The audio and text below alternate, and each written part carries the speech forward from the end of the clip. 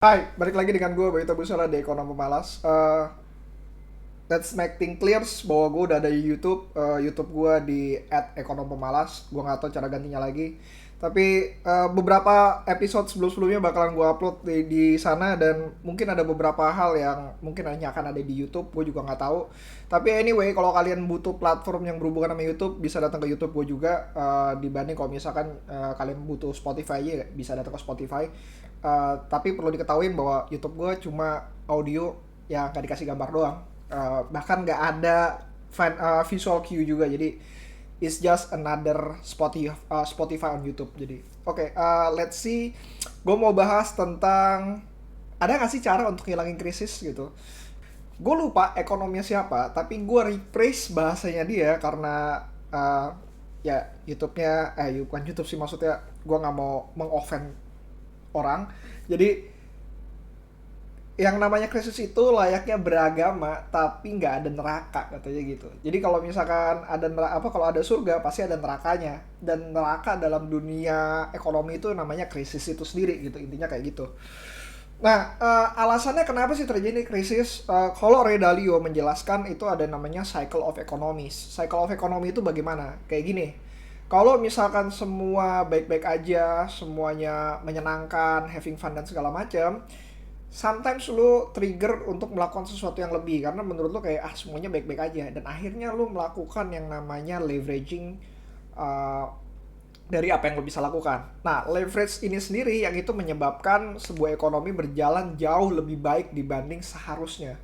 Jadi let's say pertumbuhan dari ekonominya itu 6-7%, tapi inflasinya itu hampir 6-7% juga. Kenapa? Karena orang-orang pengen dengan keadaan yang sekarang pengen membeli barang yang sama dengan harga yang lebih mahal. Yang menyebabkan apa? Yang menyebabkan karena mereka bisa punya kemampuan untuk melakukan pembelian tersebut dengan menggunakan apa? Ya tadi bisa menggunakan hutang. Dengan hutang yang lebih rendah, ekonomi yang berjalan lancar, dan hutang yang lebih mudah, ekonomi berjalan lebih cepat dibanding semestinya. Gue selalu ngeliat bahwa ekonomi yang berjalan cepat itu layaknya seperti inflasi dan pertumbuhan tingkat ekonomi yang berjalan beriringan gitu. Beriringan dalam artian hampir sama. Yang seharusnya biasanya inflasi jauh lebih kecil dibanding dengan pertumbuhan dari ekonominya atau pertumbuhan perputaran barangnya. Ya, intinya perputaran barang itu tidak harus menyebabkan inflasi. Tapi inflasi bisa terjadi tanpa harus adanya perputaran barang yang bertumbuh. Ya karena dengan harga yang bukan dengan harga yang naik, perputaran barang yang sama, orang-orang bisa mau beli, intinya seperti itu. So cycle of economy, sehingga itu ada namanya peak of economy, di mana akhirnya semua orang melakukan berbondong-bondong melakukan pembelian, dan akhirnya tiba-tiba terjadi yang namanya stagnasi di sini dalam artian uh, tiba-tiba a change of heart dari orang tersebut mengatakan bahwa gue nggak mau melakukan pembelian lagi deh, gue nggak akan mau belanja lagi deh, utang gue udah banyak dan segala macam, dan akhirnya uh, terjadinya penurunan downtrend dari demandnya. Nah, problemnya adalah supply itu sulit untuk catch up dengan demand. Demand mah enak aja, kayak kita hari ini beli besok enggak, ya selesai, habis perkara.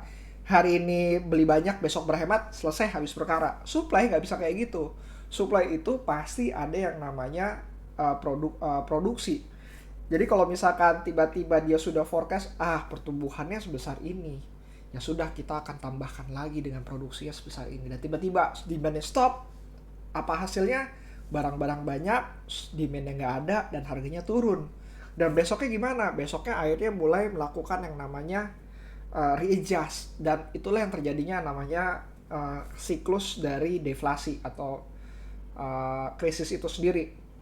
Nah, krisis disebabkan terjadinya uh, perubahan dari demand tadi, salah satunya gitu. Untuk lebih jelasnya, gue saranin lu untuk cari di YouTube Ray Dalio Economic Cycle. Seingat gue ya, Economic Cycle, karena gue udah lama banget gak nonton videonya. Nah, Berikutnya lagi, yang kedua itu kalau misalkan berdasarkan seorang profesor bagian psikologi, ada bukunya namanya Think and Grow Big. Sorry, The Magic of Thinking Big. Itu dari David Schwartz. Dia berkata bahwa salah satu yang menyebabkan terjadinya krisis itu akibat dari yang namanya manusia tiba-tiba berpikiran negatif. Dalam artian, kalau misalkan dia berpikiran negatif, dia tidak yakin dengan pertumbuhan ekonomi yang ada, dan akhirnya mereka menahan untuk tidak melakukan pembelanjaan sesuai dengan yang pertama juga. Akhirnya menyebabkan semua orang menjadi self-fulfilling prophecy intinya gitu. Jadi semua orang tidak mau belanja akibat kayak, gue fear, gue takut terjadi krisis dan segala macam, gue mau nge-save duit gue dan segala macam. Akhirnya menyebabkan terjadinya krisis itu sendiri. Nah, itu yang menyebabkan kenapa krisis nggak mungkin bisa dihindarin. Karena pertama adalah cycle of economy, kedua adalah human behavior itu sendiri. Human behavior ya sulit, apalagi kalau misalkan lu ngomongin ekonomi itu, menurut gua itu adalah uh, layaknya sebuah statistik dari human behavior saat itu sedang terjadi. Dan kalau misalkan lo ngomongin statistik, itu gue bilang kayak benar pada saat itu, dengan angka tersebut, dengan keyakinan tersebut. Human bakal bisa berubah, dan kalau misalkan lo mulai terus-terusan survei ya sulit gitu. Itu yang menyebabkan sulit sekali untuk mengkontrol apakah sekarang saatnya krisis atau enggak ya, ataukah ada kemungkinan krisis atau enggak ya gitu. Nah, itu yang menyebabkan kesulitan ekonom-ekonom untuk bergerak, karena human behavior itu benar-benar nggak bisa ditebak, apalagi kalau sudah dalam bentuk kolektif. Nah, uh, dari gue sendiri, gue sebagai yang gue kerja di bidang keuangan, finance dan segala macam, gue cuma bisa punya slightless ideas tentang apakah akan terjadi krisis atau enggak. Jadi kayak cuma ada tanda-tandanya, jadi ada kemungkinannya gitu. Apakah sekarang bisa kemungkinan? Ada. Seberapa besar? Menurut gua kecil sekali. Kalau misalkan besok bagaimana gitu, ya lihat lagi apakah ekonominya berubah, apakah ada tanda-tanda yang berubah dan segala macam. Benar-benar sulit sekali bagi ekonom untuk menebak apakah terjadi krisis atau enggak gitu. Even dengan ekonom yang benar-benar super super duper senior, Hatip Basri sendiri, Mbak Hatip Basri sendiri itu uh, nggak punya kemampuan untuk melakukan prediksi. Maka dari itu sebenarnya ekonom bukan sebuah pekerjaan untuk melihat futures, tapi melainkan adalah pekerjaan untuk membaca masa saat ini. Dan ketika lo membaca saat ini, lo punya slightless ideas mengenai risiko yang akan terjadi di masa mendatang, dan lo act according uh, apa yang akan terjadi di masa mendatang. Jadi ya masih tebak-tebakan, tapi mulai tebak-tebakannya pakai sedikit pakai otak lah, intinya kayak gitu. Dengan resiko yang ada, dengan cara yang ada, dengan bagaimana yang terjadi, bagaimana cara kita untuk berinvestasi atau mengambil keputusan. Itu sebenarnya yang terjadi di kebanyakan ekonomis, bahkan yang super duper senior dan gue hormatin banget, lakukan gitu. Mereka pasti akan nggak akan mau untuk mengeluarkan yang namanya apakah besok krisis atau enggak gitu. Nah, balik lagi pertanyaannya, bisa menghilangkan krisis nggak? Nggak, bukan menghilangkan sih, menghindari krisis nggak? Nggak juga, pasti akan terjadi krisis. Tapi lu bisa mengerem dari impact dari krisis. Kalau misalkan gue ngelihat dari sebuah sejarah sebuah negara, menurut gue negara yang hampir nggak pernah krisis besar itu adalah, dengan negara yang besar dengan nggak pernah terjadi krisis yang super duper besar, itu adalah Jepang. Tapi problemnya adalah dia pernah kena namanya krisis pernah terjadi krisis besar di tahun 1970-an. Dan dia sekarang mengalami namanya the lost three decade. Kalau misalkan lu cari di internet, ada istilahnya the lost decade of Japan. Jadi intinya adalah pertumbuhan dari ekonominya, kalau misalnya lu ngelihat 1970 ada orang terkaya di dunia itu datangnya dari Jepang, dan sekarang hampir nggak ada 10 besar dari Jepang sama sekali.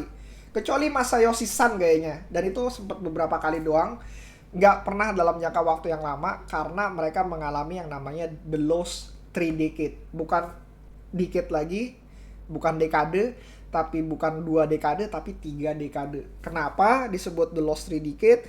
karena waktu terjadinya krisis mereka mengambil langkah-langkah yang harus diambil. Gue lupa langkah yang harus diambil, apakah dia menaikkan suku bunga dan segala macam. Akhirnya pertumbuhan ekonominya dia mau terima untuk dilambatkan. Dan kalau misalkan pertumbuhan ekonominya dilambatkan, mereka berharap dengan inflasinya akan terus berlambat. Jadi kalau misalnya lu bisa ngelihat kurs dari Jepang sampai zaman dulu sampai sekarang itu hampir semuanya ketahan yang kasih ini segini karena inflasi mereka benar-benar cukup rendah. Imbasnya adalah produksi mereka juga ikutan rendah. Resikonya apa? Resikonya adalah kalau mereka kehilangan angkatan kerja, ya habis perkara. Mereka bakalan mengalami deflasi lagi yang berikutnya. Mereka sudah tahu akan terjadi krisis seperti itu, dan menurut gue mereka udah bersiap-siap. Tapi apakah mereka akan terkena krisis berikutnya? Menurut gue dalam jangka waktu yang sedikit ya, maksudnya kayak sebentar, kemungkinan besar enggak sih. Dia menurut gue akan terjadi yang namanya stagnasi dalam waktu yang cukup lama. Nah, artinya untuk menghindari krisis adalah lu tidak bertumbuh sama sekali. Kalau lu nggak mau bertumbuh sama sekali dan lu pengen dengan stagnasi yang ada dan dalam jangka waktu yang cukup panjang, go for it gitu. Silakan jalan. Artinya lu nggak akan dapat krisis, tapi pertumbuhannya juga ya segitu-segitu aja, nggak akan pergi kemana-mana. Nah, bagaimana dengan Indonesia? Ini kan cuma sekedar menurut gua kayak ekonomi itu kan sebenarnya ilmu milih-memilih. Lu pengen yang mana dan bagaimana. Nah, kalau misalkan terjadi krisis, menurut gua impact-nya akan jauh lebih kecil. Kemungkinan besar impact-nya terjadi karena krisis dari global. Global krisis kenanya mudah-mudahan cuma di sektor keuangan aja, dan itu bisa isolate di industri keuangannya sendiri dan tidak kemana-mana. Nah, kalau misalkan sudah kena di situ bagaimana ya? Tinggal pemerintahnya, dan menurut gue pemerintah sudah belajar dari krisis tahun 98. Kita bener-bener kayak takut sekali terjadi banyak kejadian hal yang buruk-buruk, sehingga kita punya preventifnya benar-benar super duper tebel banget. Gue bilangin aja industri keuangan kita menurut gue itu salah satu yang paling banyak aturannya dibanding dunia, bahkan lebih banyak dibanding Amerika mungkin. Nah, kalau misalkan terjadi krisis, ya balik lagi, pemerintah yang bisa lakukan adalah softening the impact gitu. Sama halnya kayak sekarang. Pemerintah tahu untuk menjaga stabilitas rupiah mereka harus menaikkan suku bunga, tapi mereka nggak mau menaikkan secara terburu-buru. Bagaimana caranya? Mereka menaikkannya dalam waktu yang mungkin lebih cepat sedikit atau lebih lambat tapi tidak terburu-buru, dan mereka melihat impact-nya terhadap rupiah tersebut. Cara kedua adalah mereka mencoba build up dengan yang namanya kemarin ada istilahnya Bank Indonesia melakukan pembelian jangka panjang dan membuang jangka pendeknya, sehingga investor asing kemungkinan besar masih mau tinggal di Indonesia karena kalau misalkan mereka taruh di bank, rate-nya masih lebih bagus dibanding di luar negeri. That's it. Mereka melakukan yang namanya softener di impact. Bukan melawan impact tersebut, tapi softening di impact-nya itu sendiri. Dan itu menurut gue adalah langkah yang bagus sekali, karena basically ekonomi itu nggak bisa ditahan. Nggak bisa dilawan, ditahan. Dan kalau misalkan lo ngelihat negara-negara yang melakukan perlawanan terhadap ekonomi, impact-nya akan jauh lebih besar di masa mendatang. Dan menurut gue sekarang, gue mau tebak-tebakan dulu ya, kayaknya bakal terjadi di Inggris terlebih dahulu. So that's it. Itu bahasan kita hari ini tentang apakah ada cara untuk menghilangkan krisis atau tidak terkena krisis.